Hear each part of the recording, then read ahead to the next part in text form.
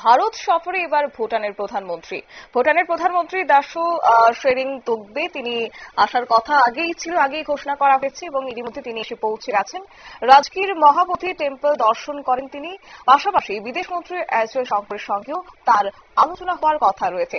তবে একটু জানিয়ে রাখি যে ভুটানের প্রধানমন্ত্রী দাশো শেরিং তোবগে তিনি তার স্ত্রী আউম তাসি ডোম সহ ৩রা সেপ্টেম্বর থেকে ৬ সেপ্টেম্বর পর্যন্ত ওনার ভারত সফর রয়েছে, সেকে সাথে নিয়ে ভারতের সরকারি সফর আসছেন বলে জানা গেছে। বিদেশ মন্ত্রকের পক্ষ থেকে জানিয়ে দেওয়া হয়েছে এবং বিদেশ মন্ত্রকের মতে সেখানে বলা হয়েছে যে দিল্লিতে আসার আগে তিনি গয়া পরিদর্শন করবেন, তিনি যাবেন অযোধ্যায়, তাদের সেখানে ওনার কর্মসূচি রয়েছে। এছাড়াও বিদেশ মন্ত্রক সূত্রে যে খবর, রাজধানীতে থাকাকালীন বিদেশ মন্ত্রী ডক্টর এস জয়শঙ্কর ভুটানের প্রধানমন্ত্রীর সঙ্গে দেখা করবেন এবং ৬ সেপ্টেম্বর শেষ হবে ওনার সফর।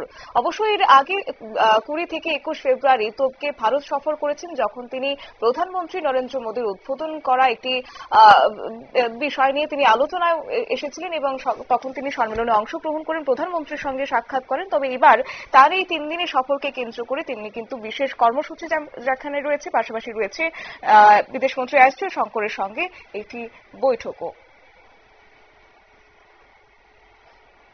নিয়ে নিচ্ছি ছোট্ট একটি বিজ্ঞাপন বিরতির সঙ্গে থাকুন।